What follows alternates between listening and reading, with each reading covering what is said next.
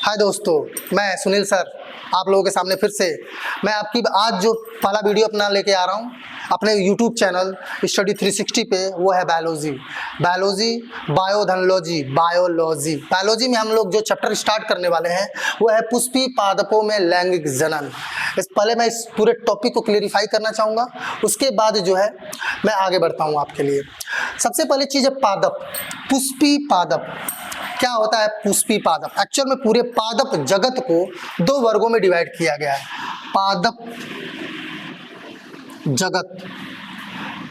जगत यानी plant kingdom को दो पार्ट्स में डिवाइड किया गया है। एक है आपका अपुष्पी पौधा,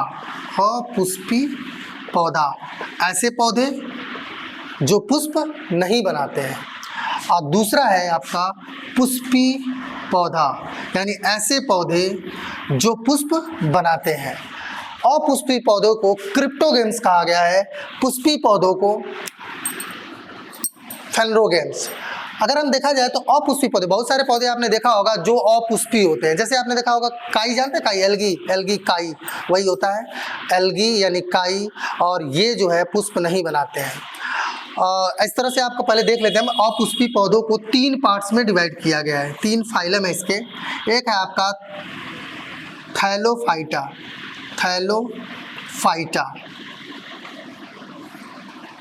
ऐसे पौधे जो सिर्फ थैलस बनाते हैं। जैसे आपका जितने काई हैं, शैवाल हैं, वो सब जो है आपके किसमें आते हैं? थैलोफाइटा में। शैवाल हो गया, कवक हो गया, ये सब आते हैं आपके थैलोफाइटा में। दूसरा है आपका ब्रायोफाइटा को उभयचर पौधे भी कहते हैं, क्योंकि ये इनको जो है पानी की जरूरत होती है। कहीं भी अगर पानी ना मिले तो इनको लैंगिक जनन के लिए पानी की आवश्यकता होती ही है, ये ब्रायोफाइटा। तीसरा आपके सामने टेरिडोफाइटा। इन तीनों का विकास क्रम भी है ये। इनके पास जड़, तना और पत्ती नहीं होती। इनके पास शरीर जो है जड़, तना, पत्ती में विभाजित नहीं होती। वेस्कुलर बंडल छोटे, इसमें वेस्कुलर बंडल होता ही नहीं है। क्यों? अच्छा एक चीज़ बताओ, जब मेरा घर पानी के अंदर है तो हमको नल गाड़ने की क्या जरूरत है? बताइए आप। जब मेरे पूरे कोशिकाओं में प्रकाश संश्लेषण हो रहा है, सभी के पास वाटर सप्लाई ऑलरेडी है, तो ये बताइए वेस्कुलर बंडल क्या होता है? वेस्कुलर बंडल संवहन ऊतक जो होता है ये जाइलम और फ्लोएम से मिलकर बनता है। जाइलम और फ्लोएम। जाइलम बोले तो जल और फ्लोएम बोले तो फल। जाइलम का मतलब ऐसे पाइपलाइन जो जड़ों द्वारा अवशोषित जल को पत्तियों तक लेके जाए, और फ्लोएम पत्तियों द्वारा बने हुए भोजन को पूरे शरीर के पार्ट्स तक पहुंचाए। अब बताइए, जाइलम जड़ से लेके पत्तियों तक पानी सप्लाई करता है, क्योंकि आपको पता है प्रकाश संश्लेषण में ग्लूकोज C6H12O6 बनता है। प्रकाश संश्लेषण में किससे बनता है? यूज करता है वो कार्बन डाइऑक्साइड कहाँ से लेता है भाई? कार्बन डाइऑक्साइड स्टोमेटा से लेता है। स्टोमेटा क्या होता है? पौधों की नाक ही स्टोमेटा है। वो जो है अब डिपेंड करता है कि पानी की मात्रा किसके यहाँ ज़्यादा है, किसके यहाँ कम है। इसके बारे में मैं आगे एक्सप्लेन करता रहूँगा। वैसे ये जान लीजिए कि जो जिनके पास पानी की मात्रा बहुत कम, जीरोफिटिक प्लांट, जैसे कैक्टस का पौधा होता है, नागफनी, उसमें पत्तियाँ नहीं होती हैं, पूरा पौधा हरा होता है। उसमें जो स्टोमेटा होता है वो अंदर धसे होते हैं। जो आपके वाटरिंग प्लांट होते हैं उनके सारे स्टोमेटा एकदम ऊपरी सतह पे होते हैं। क्यों भाई? मेरा घर जब पानी के अंदर है, मेरे पास पानी की कमी है, कितना ले जाओगे? ले जाओ, तो वो सीधे ऊपर रहते हैं स्टोमेटा, ताकि वो पानी कितना भी वाष्पोत्सर्जित हो कोई दिक्कत नहीं होता। स्थलीय पौधों का जो स्टोमेटा होता है वो नीचे सतह पे होता है। स्टोमेटा से वो कार्बन डाई और ऑक्सीजन का भी आवागमन करते हैं, प्लस क्या लेता है वो जड़ों द्वारा अवशोषित जल CO2 प्लस वाटर मिलकर क्या बनाते हैं? C6H12O6 बनाते हैं। तो ये जो है पानी कहाँ से आया? पानी आया, जड़ ने एब्जॉर्ब किया, जड़ों द्वारा अवशोषित होकर भोजन बना कहाँ? पत्तियों में। यानी जाइलम जो होगा इस जल को लेके कहाँ तक जाता है? पत्तियों तक जाता है। और पत्ती क्या करते हैं? उस वाटर का यूज करते हैं और वातावरण से क्या लेते हैं? कार्बन डाइऑक्साइड और वाटर का यूज करके वो क्या बनाता है? ग्लूकोज बनाता है। ये ग्लूकोज उसका भोजन होता है पौधे का।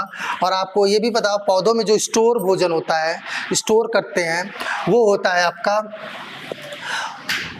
स्टार्च होता है, जो कि ग्लूकोज ही किस में कन्वर्ट हो जाता है? स्टार्च में। हाँ, अगर इस रिएक्शन की हम बात कर रहे हैं तो इस रिएक्शन को मैं कंप्लीट करने की कोशिश करूंगा।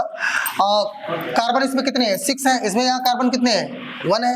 अब जब एक कार्बन है तो इसको भी कितने कार्बन चाहिए? 6 कार्बन चाहिए, 6 CO2।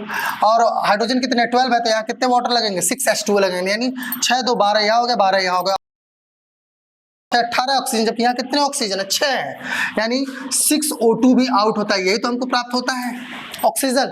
अब ये बताइए, ये तो बना लिया, आज मैंने 100 रुपये कमा लिया, कल 200 कमाया, परसों 300 कमाया, मेरा खर्च 100 रुपये का है, पौधे के लिए बात कर रहा हूँ मैं, मेरा खर्च 100 रुपये का है। तो आप मुझे बताइए 200 में क्या करूँगा? 200 कमाया तो 100 रुपये बचा ना, तो 100 रुपये में क्या करूँ? 200 बचा, क्या करूँगा? मैं उसे स्टोर करूँगा। किस रूप में स्टोर करते हैं हम?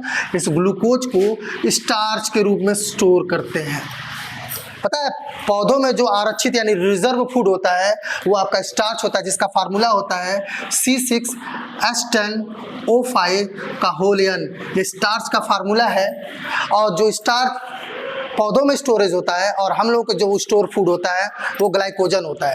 जिस दिन हम लोग ग्लूकोज ज़्यादा यूज़ कर लेते हैं, खा लेते हैं, वो ग्लूकोज जो हमारा ग्लाइकोजन में स्टोर होता है। आपको पता, गाँव वाले अपनी मम्मी पापा क्या कहते थे उसे बताओ? मम्मी कहती हैं, अरे खनवा खा लो ना तो रतिया खून जली तुम्हार।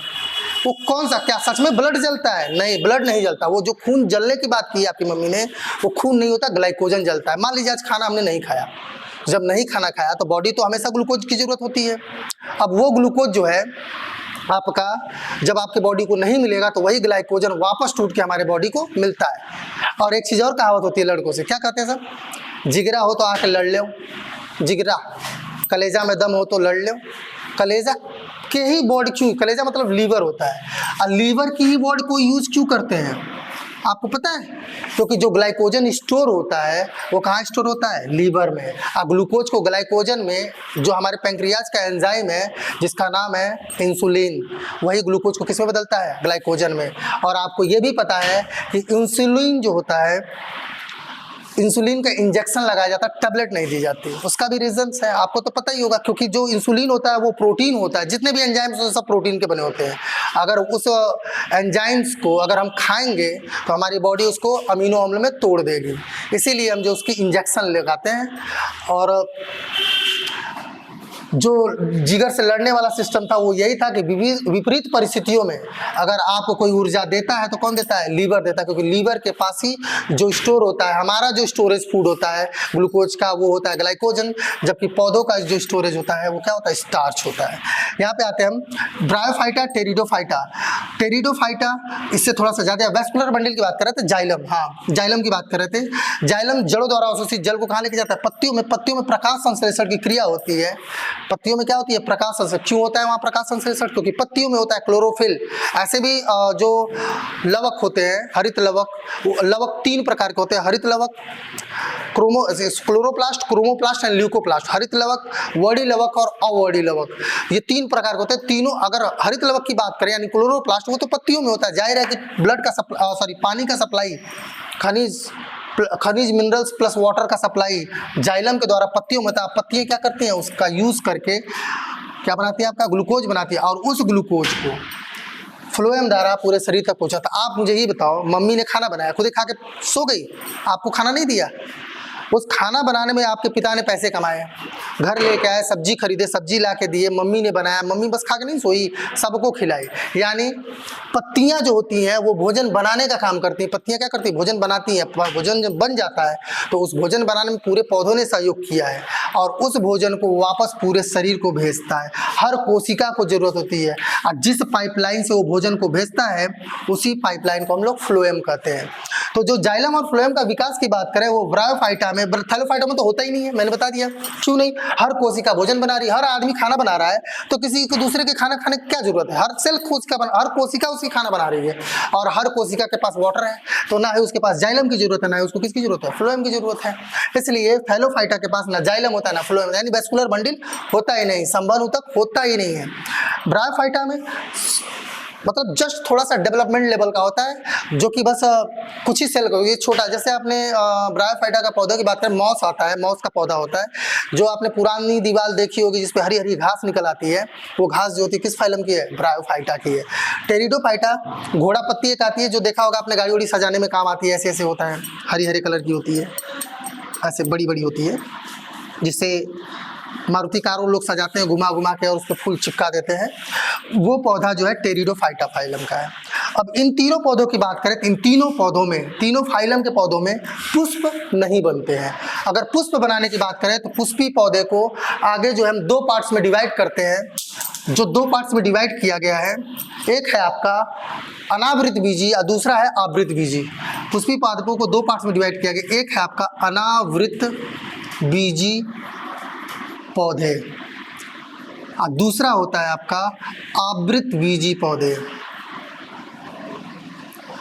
आपको लग रहा हो कि इंग्लिश ज़्यादा यूज हो रहा है, याद रखें बायोलॉजी विदाउट इंग्लिश के नहीं है, मैं इंग्लिश बस लिख नहीं रहा हूँ, लेकिन इंग्लिश की यूज जरूरत है। आप जो थैलोफाइटा इंग्लिश है, ब्रायोफाइटा भी इंग्लिश है, टेरिडोफाइटा भी इंग्लिश है। अनावृत बीजी का इंग्लिश होता है जिम्नोस्पर्म और इसका होता है आवृत बीजी का angiosperm. Gymnosperm, angiosperm. Cryptogams, phanerogams, cryptogams, phanerogam, thallophyta, bryophyta, pteridophyta, gymnosperm and angiosperm, दो पार्ट्स में डिवाइड किया गया है। अगर हम अनावृत बीजी पौधे की बात कर ले, हम अनावृत बीजी यानी ऐसा पौधा जिसका बीज ढका नहीं होता है, जिसका बीज ढका नहीं होता है, वो अनावृत बीजी पौधे में आते हैं। और जिसका बीज ढका होता है उसे किस क्या बोलते हैं, आवृत बीजी पौधों में। आपने जितने फल खाए हैं, बीज क्या बाहर लगा रहता है, बीज कहाँ होता है, फल के अंदर होता है, यानी फल के ऊपर का पूरा लेयर पूरा कवर्ड होता है, यानी कैसा होता है, आवृत होता है, यानी बीज पूरा ढका होता है आवृत बीजी पौधों में। आवृत बीजी पौधों को, सॉरी, अनावृत बीजी पौधों को दो तीन नाम बता दे रहे हैं, टाइप्स नहीं है इसके। जैसे आपका साइकस का पौधा, साइकस, पाइनस और जेट्रोफा। जेट्रोफा जो डीजल पौधा नहीं आया था बीच में डीजल के लिए, वही जेट्रोफा है। और साइकस का पौधा, पाइनस के पौधे से साबूदाना बनता है, जो आप लोग व्रत व्रत में सफेद सफेद रंग का जो होता है, शायद बनाया होगा, व्रत में खाया भी होगा, वो आपके पाइनस पौधे से मिलता है। साइकस का पौधा लोग शादी वादी में या फिर अपने घरों में सजावट के रूप में पौधे का जो यूज़ करते हैं, बड़ा कटीला खजूर के पेड़ की तरह वो भी होता है, जो कि किसका पौधा है, साइकस का। ये हमारे यहाँ के पौधे नहीं है, हम लोग वहाँ से लेके आए हैं। अब ये बताइए, नारियल का पौधा अगर अपने यहाँ उत्तर प्रदेश में लगा दिया जाए तो आपको क्या लगता है, नारियल तो खूब बड़ा हो जाएगा, फल आता है, फल आएगा भी तो सूखा नारियल, पानी वाला नारियल नहीं आएगा। क्यों? क्योंकि यहाँ का क्लाइमेट उस क्लाइमेट लायक नहीं है। तो आप किसी को ला के यहाँ लगा दीजिए, हमको ले जाके जो है इतिहास के क्लास में बैठा दीजिए, तो क्या होगा, हम वहाँ केमिस्ट्री इतिहास पढ़ेंगे नहीं, हम आज चुपचाप बैठे रहेंगे, क्योंकि हमको क्या पता है, केमिस्ट्री या बायोलॉजी पता है, तो हम इसी को जानेंगे ना। अब बात करते हैं हम आवृत बीजी। आवृत बीजी पौधे को भी दो पार्ट्स में डिवाइड किया गया, ये बहुत इंपॉर्टेंट है आपको जानना, आवृत बीजी पौधे। क्यों? क्योंकि आवृत बीजी पुष्पी पौधे को ही हम लोग पढ़ने जा रहे हैं, हम लोग अनावृत बीजी पौधे के पुष्प को नहीं पढ़ने जा रहे हैं, हम पुष्पी पौधे के आवृत बीजी पौधे को पढ़ने जा रहे हैं, जो कि हमारे चैप्टर का नाम है आवृत बीजी पौधा। इसको दो पार्ट्स में डिवाइड किया गया है, एक है आपका एक बीजपत्री, एक बीजपत्री, दूसरा है द्विबीजपत्री। मोनोकोटलिडेंस एंड डाइकोटलिडेंस। मोनो मतलब क्या होता है, एक लिखा भी है, और द्विबीजपत्री मतलब डाई मतलब दो। मोनो का मतलब जिसके सीड में एक दाल हो, या फिर जो पौधा जन्म लेता हो उसमें एक पत्ती हो। आपने देखा होगा जब पौधा जन्म लेता है, सब पौधे अलग अलग तरह से लेते हैं, इन दोनों पौधों का शुरुआती आपको जान जाएंगे कि पौधा एक बीजपत्री कि दो बीजपत्री। जब खेत में आप लगाएंगे तो जब पत्ती एक ऐसे निकलती है, ऐसे एक पत्ती बस निकलता हो, तो ये जो लक्षण है सीधे सीधे निकलता है, पतला सा। मक्का का देखा होगा आपने, धान भी देखा होगा, अभी तो धान का सीजन भी चल रहा है, आप देख लीजिएगा, सिंगल पत्ता निकलता है। और जो द्विबीजपत्री होते हैं वो ऐसे निकलते हैं, आपको ऐसे निकलते हैं। ये द्विबीजपत्री है, दो बीजपत्र और ये एक बीजपत्र। इनके दाल में भी एक दाल, इसमें एक दाल होता है। जैसे आप देख लीजिए, इनका जो बड़ा पत्ती है, तो छोटे पत्ती हो गए। अगर बड़ी पत्ती की बात करें तो एक बीजपत्री का जो पौधा होता है, उसकी पत्तियों में जो वेन होते हैं, जो सिरा विन्यास होता है, वो एकदम सीधा सीधा होता है, एकदम सीधा सीधा ऐसे। ये क्या है, आपके एक बीजपत्री हैं। और जो दो बीजपत्री होते हैं उनकी पत्तियां ऐसे होती हैं और उसमें वेनेशन ऐसे होता है। ये द्विबीजपत्री का है और ये एक बीजपत्री का है। तो पौधे दो प्रकार के हो गए, एक बीजपत्री और द्विबीजपत्री। आप पौधे की पत्ती देख के पहचान सकते हैं कि ये पौधा एक बीजपत्र है कि दो बीजपत्र। धान का पौधा की पत्ती कैसी होती है, देखना ऐसी होगी, गेहूं की भी ऐसी होगी, मक्का तक की ऐसे ही होती है। तो ये हो गया आपका एक बीजपत्री, क्योंकि उसमें आज देखिए मक्का में एक दाल होता है, दो दाल होता है, एक ही होता है। गेहूं अगर ध्यान से देखिएगा तो एक ही दाल है, पेट फट गया उसका, इसका मतलब थोड़ी है कि वो द्विबीजपत्री, नहीं, वो एक बीजपत्री ही है, क्योंकि वो एक दाल है। मक्का, गेहूं, धान, ये सब एक दाल है और उनकी पत्तियों का वेरिएशन देखेंगे आप, ऐसे ही होता है। बांस का पौधा भी एक बीजपत्री, हमने फल देखा ही नहीं। कहते हैं जब बांस के पेड़ पे, लोग कहते हैं, मैं नहीं कह रहा, गाँव वाले कहते हैं कि जब बांस के पेड़ से फूल आ जाए तो उस घर में वहाँ पे भूकंप या तूफान या प्रलय होने वाला है। कभी आपने बांस का फूल देखा है? आता ही नहीं है जल्दी, लेकिन हाँ वो है एक बीजपत्री। पत्ती देख के हमने पहचान लिया, पता चला कि हम बांस को लंबे समय तक रोक के देखने की कोशिश करेंगे, इसके लिए तो पता चला कि हम ही खत्म हो जाए, है ना। तो ये आपका जो पौधा है वो एक बीजपत्र का है और ये किसका है, द्विबीजपत्र। अब दूसरा चीज एक और आपको जानना जरूरी है। पहला चीज क्या है, मोनोसियस और डायोसियस। मोनोसियस क्या होता है, डायोसियस क्या होता है? आप जानते हैं कुछ जंतु हर्मापोडाइल भी होती है। जंतु कौन? केचुआ, आपको पता है ना, केचुआ, अर्थवर्म। अर्थवर्म जो होता है उसमें मेल और फीमेल एक ही बॉडी में होते हैं, यानी ऐसे पौधे जिसका पौधों पे आए तो एक ऐसा पौधा जिसमें मेल और फीमेल दोनों हो। मेल और फीमेल दोनों का मतलब जिस फ्लावर्स जो दोनों मेल और फीमेल जो दोनों फ्लावर्स हों वो एक ही पौधे पे हों, ऐसे पौधे को हम मोनोसियस कहते हैं। क्या बोलते हैं? मोनोसियस। मोनोसियस का मतलब होता है एक होस्ट। होस्ट मतलब क्या होता है? जिससे वो भोजन अवशोषित करे, जड़ की बात कर रहा है, जिसके पास एक जड़ पे मेल और फीमेल दोनों हो, एक ही जड़ पे मेल और फीमेल दोनों हो, यानी एक ही पौधे पे, मान लीजिए पौधा है कोई भी एक पौधा, अब इसी पे यहाँ पे मेल बन गया, फीमेल बन गया, तो जड़ तो एक ही है ना। ऐसे पौधे को हम लोग क्या बोलते हैं?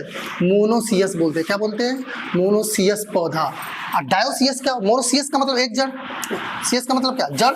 और मोनो मतलब क्या? एक होस्ट हो जिसके पास। मोनोसियस। डायोसियस में दोनों पौधे अलग होंगे, मेल भी अलग पौधा होगा, फीमेल भी अलग पौधा होगा, उसको हम लोग क्या बोलते हैं? डायोसियस बोलते हैं, यानी मेल का पौधा अलग, फीमेल का पौधा अलग। जो साइकस का पौधा भी हमने बताया आपको अनावृत बीजी में, साइकस का पौधा डायोसियस है, उसका मेल अलग है, फीमेल अलग है। जबकि जो आपका, और एक चीज और है, कुछ पुष्प भी एक लिंगी होते हैं, कुछ पुष्प भी द्विलिंगी होते हैं। एक लिंगी पुष्प मतलब जिसमें सिर्फ मेल हो, एक वो जिसमें सिर्फ फीमेल हो, और एक फ्लावर ऐसा जिसमें मेल और फीमेल दोनों हो, उसको हम बोलेंगे, जिसमें मेल फीमेल दोनों होंगे, वो जो है आपका क्या होगा, जिसमें मोनो वो आएगा आपका किसमें, जिसमें मेल फीमेल दोनों हो, मोनोसियस में आएगा।